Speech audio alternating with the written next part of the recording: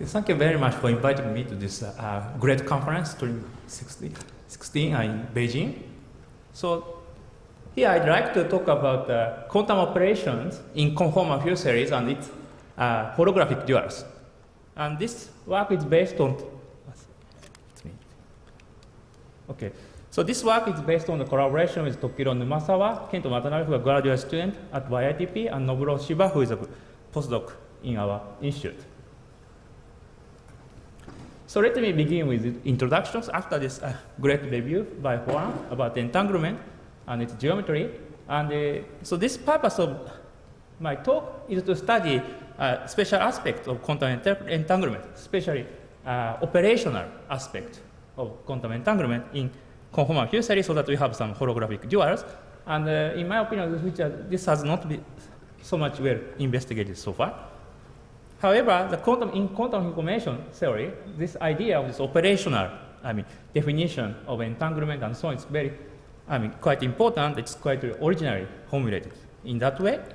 And so in this talk, we'd like to describe especially three classes of operations in especially two-dimensional conformal field theory, namely these three ones. Some projection, so projection measurement. So we project it down to particular state, and also adding entanglement, adding some entanglement, that means preparing some EPR pairs and particular part of the CFTs. We take a double copy of CFTs and put some EPR pairs in locally. And finally, so we also discuss some swapping. So we have two CFTs and we take a two region and swap, just replace with each other and talk about time evolutions. So by combining these three operations, we can also propose some CFT model of quantum teleportation, and we can discuss its holographic duals. So this is the motivation of this talk. So we can talk about this operational aspect of quantum information, so which is a very important concept. And most famous example is the class of the operation, so-called LOCC. So LO is a local operations, and CC is a classical communications. So setup is usual. We have some total Hilbert space is factorized into HA times HB and direct product. And we have a spin system, for example, for A and spin system B.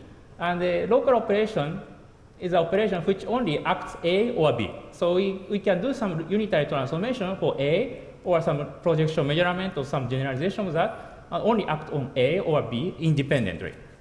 So it's density matrix transformed this way. It's the direct product and some of possibilities like this. And we should preserve the trace of the density matrix, so we need these conditions. So these are LO, and CC is a classical communication. We can just send some classical signal from A to B, from Alice to Bob, and we can do some, based on the result, we can do some operation Bj. So these two are combined in the called LOCC. And for example, the one application of this is a definition of entanglement entropy. So normally we can compute entanglement entropy as a von Neumann entropy, like this. But this has some operational meaning. So I'll just quickly mention here.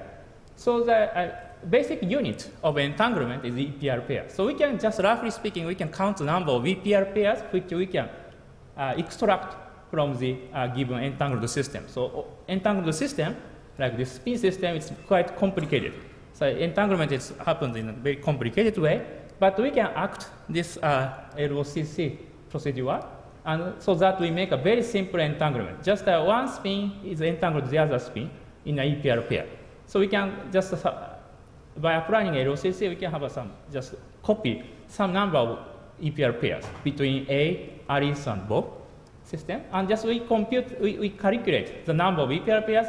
This is essentially essentially the definition of entanglement entropy in a operational theory. More precisely, we should take some maximum number of EPR pairs which we can extract from this system, or take some copy of that. That's called some asymptotic procedure. But anyway, so roughly speaking, this entanglement entropy is defined as the maximum number of EPR pairs which we can extract from the given system. So that way,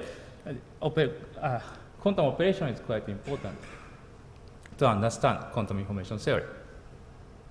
So that this quantum operation, one highlight of this quantum operation is the famous procedure called quantum teleportation. So I think many of you already heard about this before.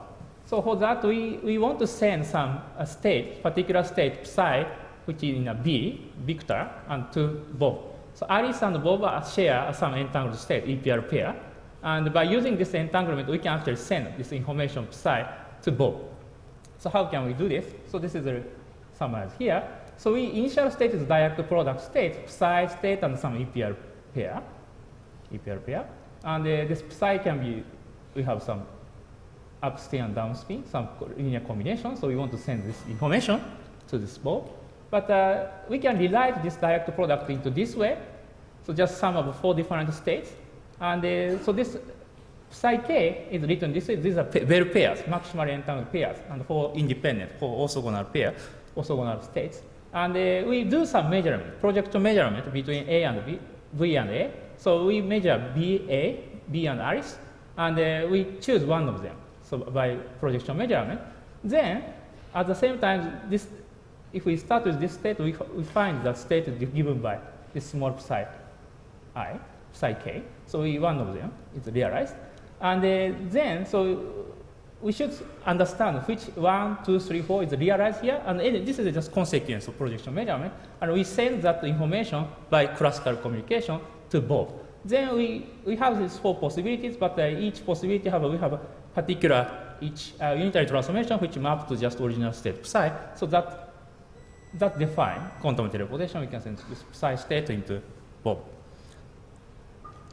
So the content of my talk is that, so we just finished the introduction. So we first introduce how to do local projection in conformal field theory.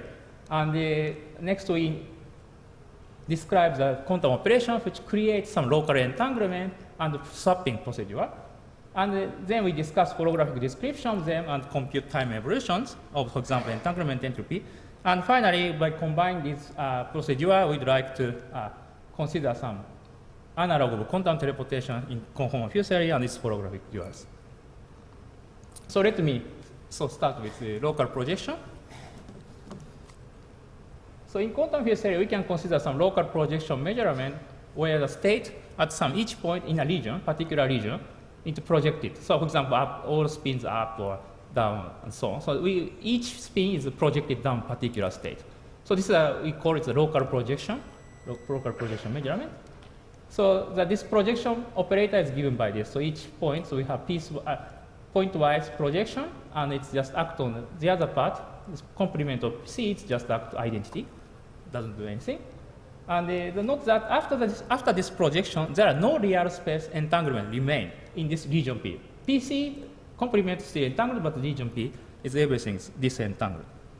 So how can we describe in this CFT? But fortunately, there are very important class of such states with no real space entanglement, which is namely given by the boundary state, so-called Cardi state. So the reason why we claim this boundary state is no entanglement is it can be seen from this evaluation of correlation functions. So we just compute this boundary state, just put a boundary in the space-time, let's assume 2D conformal field theory, and boundary state creates a boundary. And so we evaluate endpoint function, but so expectation value of this endpoint function in terms of boundary state with some regularization delta is this width. It's just, we have some just endpoint function in a very small strip, very tiny strip. And so we can talk about some mirror of this operator, mirror charge, and then essentially there are no 2-point function contribution. Actually, essentially it's just this contraction with the mirror, this point and with mirror. So it's like factorized into 1-point function, essentially. So that way there are no 2-point function. There are no correlation between these 2 points. So this is a rough explanation why this boundary state gives leads to the state with no real space entanglement. We can confirm directly by computing entanglement entropy in specific examples to confirm that entropy is actually 0 for example, free fermion system and so on. But this is some state with translational invariance, but we can have, of course, more general state with no real space entanglement by acting local unitary transformation. And this claim that, so in the end, so the claim here is that local projection is actually obtained, projection down to the real state, direct product state, is actually given by boundary state, is also not, first discussed by Rajapur in last year in a very interesting paper. And so now we'd like to promote this to real calculation. So we want to do some local projection measurement in 2D CFT on some particular interval here. And we can describe this as some Euclidean path integral as follows. So this is a boundary state projection down to boundary state here. And we start with some, for example, vacuum state, psi 0, and we pass integral up to this point and project down to this boundary state. And we can put some UV regularization. So this small p is a UV regularization here, so it's Hamiltonian. So this the state realized here by this Euclidean path integral is a state we want, and a regularized projected state. And if we want to compute real-time evolution, we can go also Lorentzian time evolution, which is a kind of orthogonal direction. And if we want to describe some density matrix, we can put up one copy of that, Brown Kett state, and compute this. So an actual calculation, we need to deal with this kind of geometry with two cuts, but we can fortunately have a nice conformal map from this system, so two cuts to annulus. So this is an exact map, which is written in terms of some this analytical formula, and also we can reformulate it in terms of theta function. But anyway, so there are some analytical formulas, so we can do conformal map and compute correlation function in this manifold in terms of just two-point function in annulus and so on. So there's a transformation also helpful for later purpose. So anyway, the parameter is here. So this is a Q. This is a Q. Sorry, I didn't. So this Q. Q is the length of this interval, and P is the regularization. So always Q divided by P, Q over P becomes an important parameter, only the parameter we have, and this is related to the moduli of this annulus law here. It's as a function of this.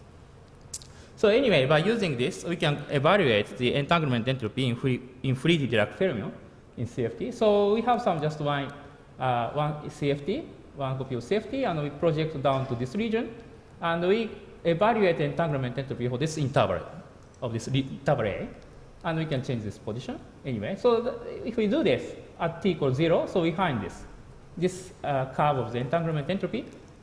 We subtracted vacuum contribution.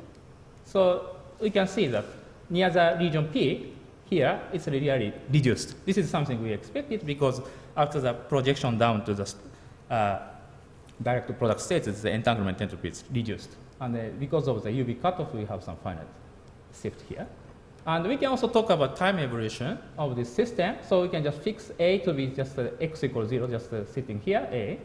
And then just project P and talk about time evolution. It looks like this. So it starts with very small value because it's projected. And but after that, just after that, it grows linearly. This is much similar to the quantum quench growth. And they saturate some finite value because the entanglement pair is just inside A and the other part. But in the end, entangled pair are actually going away. That way, so eventually it goes to 0, and following the causality.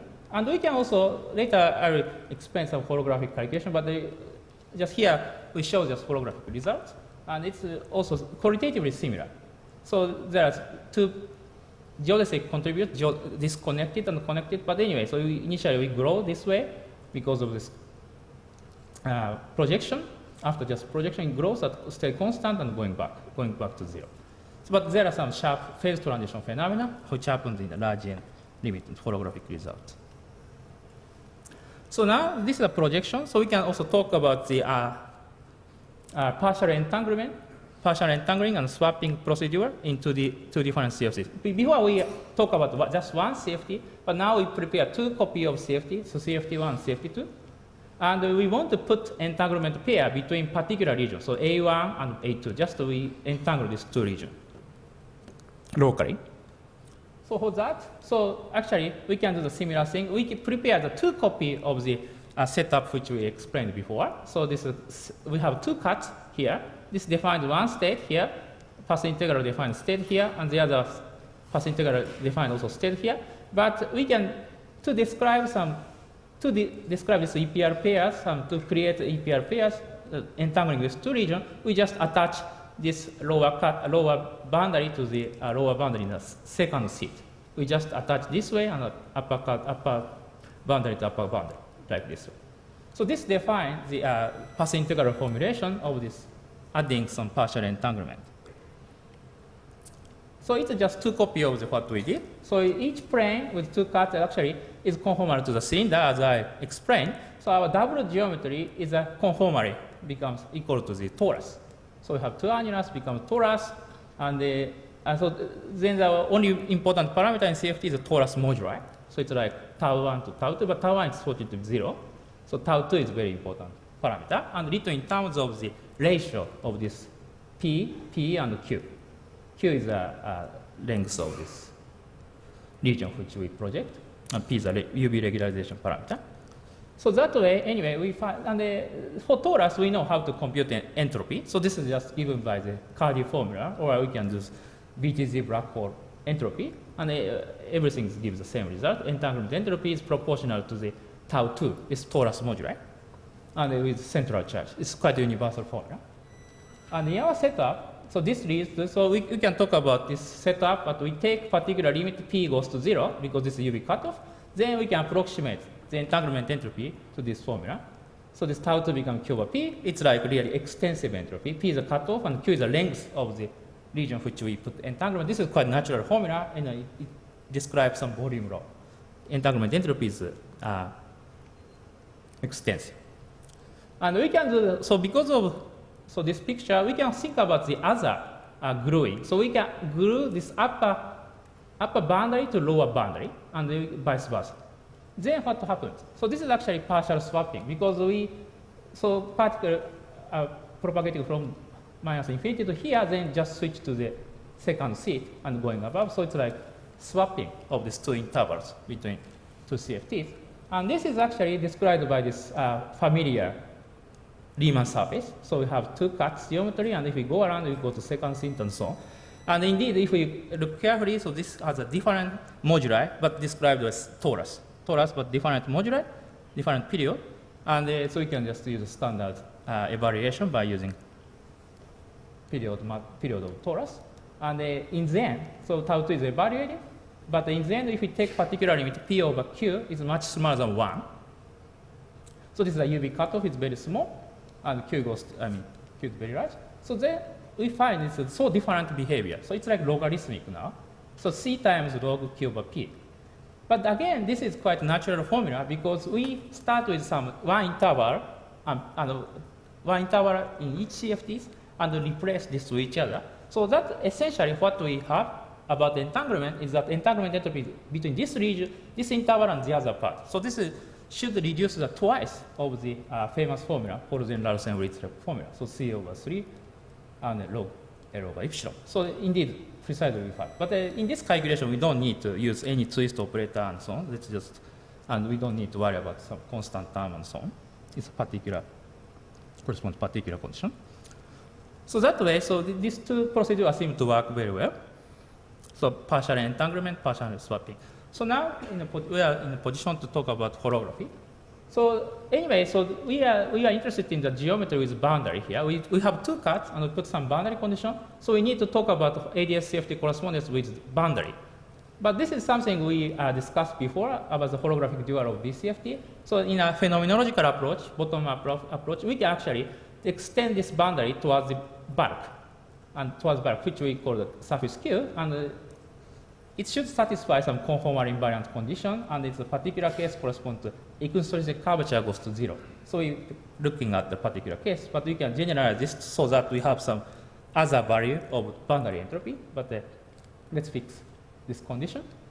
So then we can have some analytical actually calculation about everything, because we know the whole conformal map between this setup to just annular setup, which we know just related to the BTZ black hole and so on. But anyway, so this we are sorry. So here, anyway, so we're putting some hole, and that is reduced to the hole in the whole bulk space-time. So projection reduces the entanglement, and so the entanglement reduction is equivalent to the reduction of the space-time volume. So so intuitively we have some hole in the holographic space-time. And then we can do this local projection here, and we can talk about the entanglement entropy, and essentially just given by this geodesic length, which start with the boundary of A but end on the boundary, and reproduce the formula which also we can compute from CFT. So this formula. And so this is giving us check. But at the same time, so we can talk about the two copies of CFTs and do this partial entangling. So this is again, now we need to prepare two copies of these sheets with two cuts and paste with each other. So we need to paste with each other. So each copy corresponds to this kind of manifold with hole. And we have some two copies of this AJ spacetime with hole and paste with each other along the boundary of hole. So then we get to some geometry without any boundary, except just asymptotic radius boundary. So anyway, so we have this analytical way to find this holographic dual. So I don't write explicitly, but we have particular metric, and it's actually essentially the coordinate transformation of the BTZ black hole because boundary is torus here. And the whole local projected case, we just cut it into half. Just we look at only half of that. That corresponds to half of the BTZ black hole. So we have some like donut shape, and we just cut it into half. That gives the holographic duals. In this case, we have two geodesic, connected geodesic, and disconnected geodesic. We have to worry about the phase transition. So we always, to the compute entanglement entropy, we should always look at the smaller value of the contribution. If there are two extremal surfaces, we should look at a smaller value. So we have phase transition phenomena. So for this projection case, so we have this red line. So it's really decreasing when this region A is coincide with region B. So it's because of projection. On the other hand, if we do this partial entanglement, adding entanglement EPR pairs here, then it's like increases, like this way. So it looks sensible result. But also more interestingly, we can talk about time evolution of this setup. So we can put we prepare two CFTs and add EPR pairs locally in this, along this interval and talk about time evolutions. Then we measure entanglement entropy as slightly separated region A. And then, so initially this EPR pair does not lead to the boundary, but after time, which is roughly x1, time x1, so EPR pair reaches here, so it contributes to the entanglement. So indeed, if we compute entanglement entropy in holography, it's like, it satisfies this causality condition. It's like at some point, like x1, it increases and going up some particular value and going down. So if we take cutoff to be sharp value, then it's really a step function. This is what we can expect from this relativistic propagation picture. So we can do this kind of a thought experiment of this propagation of EPR pairs in this setup.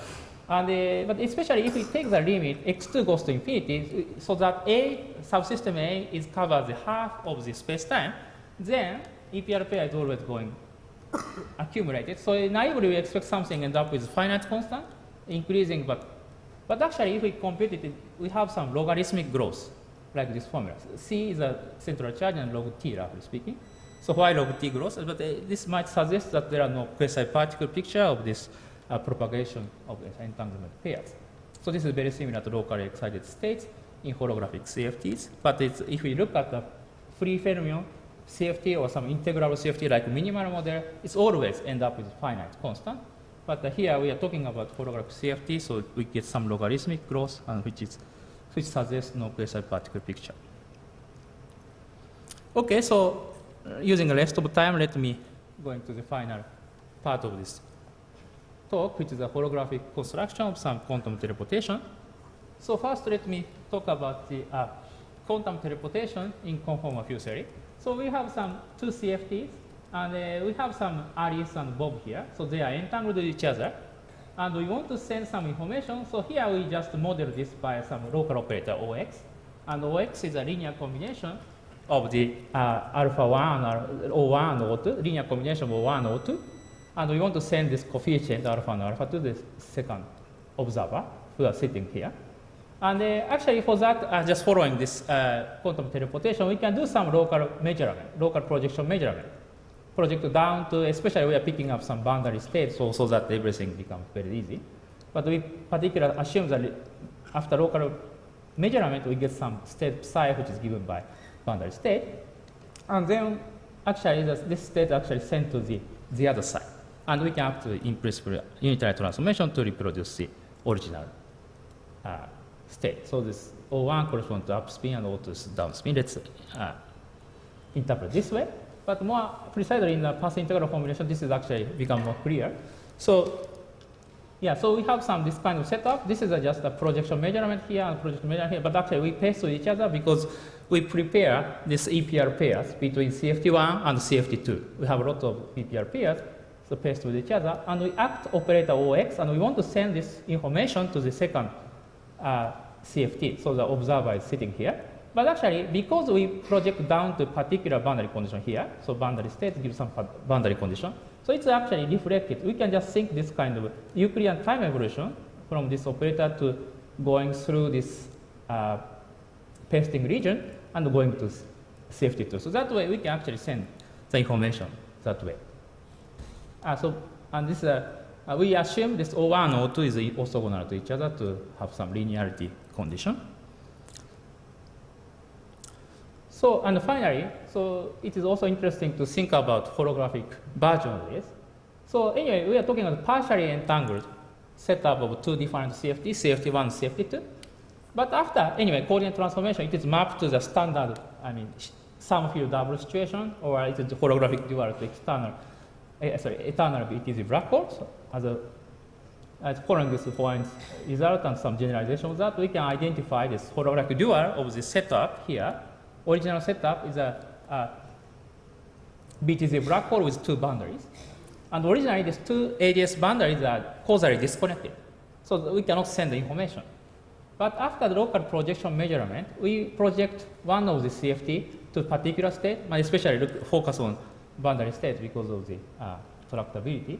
So then we put some boundary here. So this region, roughly speaking, this region is gone. It's disappear. So anyway, so this, if we perform some projection measurement, it's holographic dual, so we reduce some part of the space-time. So its topology changes, so this part is gone. And taking it into account the back reaction, actually this space should have this structure. So this is a Penrose diagram of this two-sided black hole, but this region is cut, and actually this point should come at this point, so because this is a solution to Einstein equation.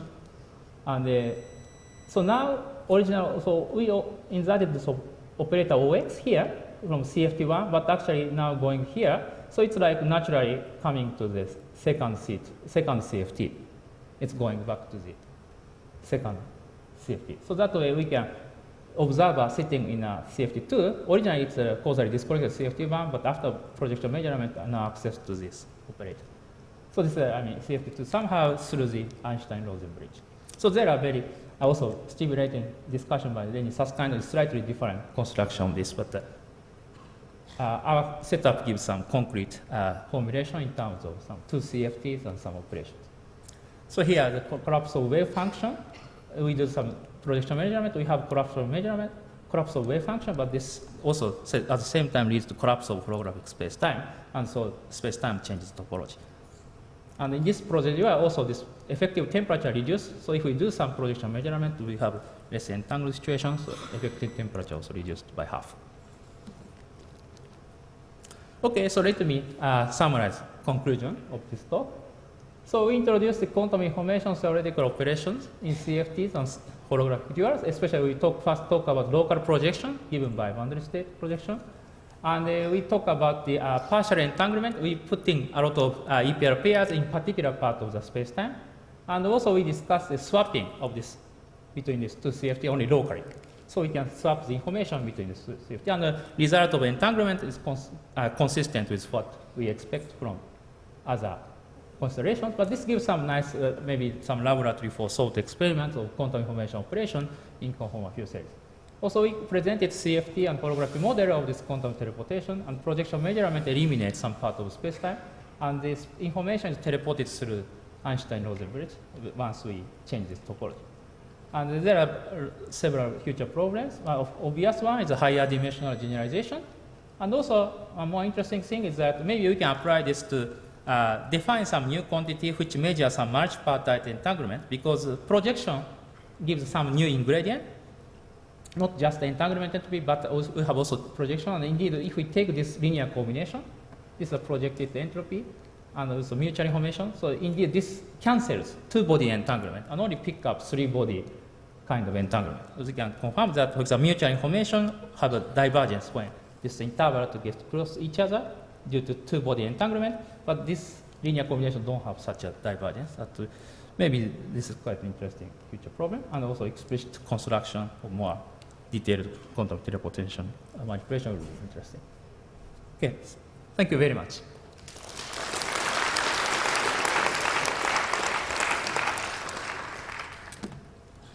Questions? Yes. So you said that if you take the thermal field double steady, I'm over here. Yeah. So if you take the thermal field double steady and you do a local projection on one side, you remove the space-time on the left side. And so what does the space-time look like? I mean, you have the black hole, you enter the black hole, and then you hit a singularity along some time-like surface, or what? Yeah, so I think anyway, we need, once we do this projection, we have to resolve the Einstein equation, and based on this boundary condition, and that gives just a single-sided AGS black hole, which is just a D2 orbital of the double-sided black hole. So, I mean, not just projected, but we have to, resolve the Einstein equation. This is some basic framework of this holographic dual of the boundary conformal field theory. Any other questions? Okay, if not, let's thank Tadashi again.